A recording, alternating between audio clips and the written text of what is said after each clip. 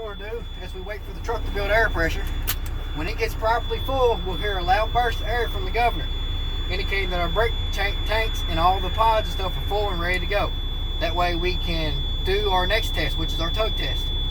Which what that means, we will either press in the truck brake or the trailer brake. If we press in the truck brake, what we're going to do, we're going to pull against the trailer to make sure that the trailer will hold us. And then we're going to switch it.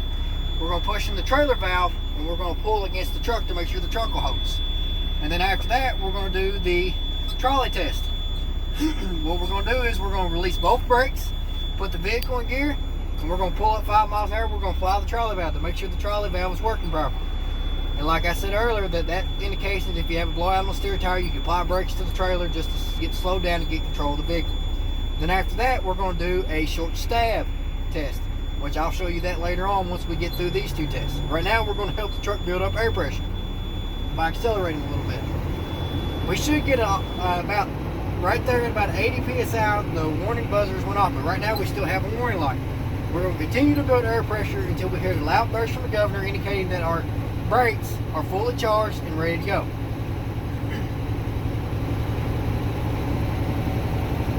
We're on our second video now. I accidentally stopped that first one and it stopped it. So when you got back into the truck, we'll just have to continue and make it 2 videos. That was my bad. Right now we're about 100 psi and the warning light has went off. We're going to continue to build air pressure until we hear a loud burst from the governor indicating that our brakes are fully charged and ready to go.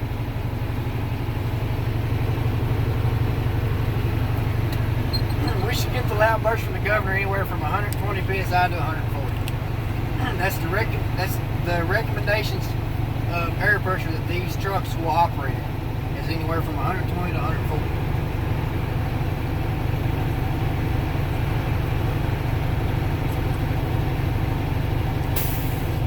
Just heard from the loud burst of air, and if you look at the gauge, we're at about 125 psi, indicating that our brake systems are fully charged. Now what we're going to do, we're going to do what is called the tug test.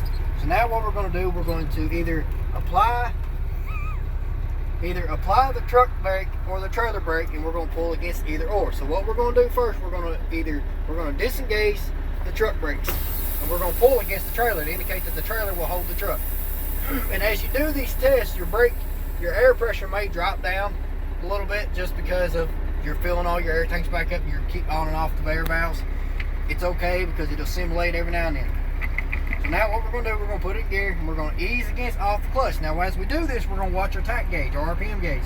And as it drops, as you pull against the truck, feel it start moving, the gauge will go down, indicating that the brakes are holding the truck. So right now, as we're going to ease off the clutch,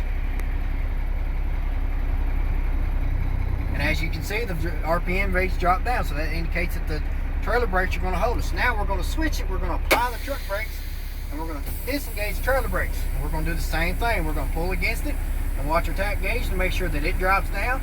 It may indicate that the truck brakes are going to hold us. We're going to ease off the clutch, and as you can see, the RPM gauge dropped down, indicating that both brakes are going to hold the system. Now what we're going to do, we're going to apply both valves.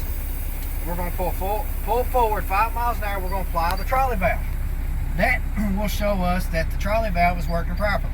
As you can see by, like I said earlier, by the air pressure, right now we're down to about 90 psi. Like I said, you're filling everything back up. It's going to drop. There's no alarm to be freaking out thinking you got an air leak.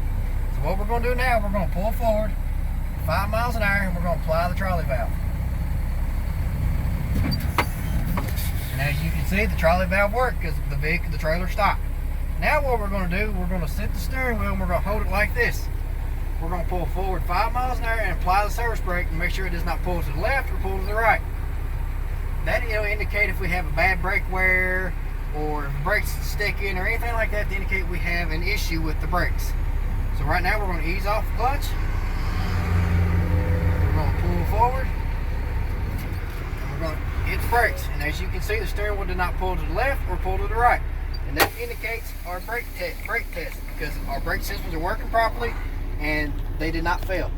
Thank you.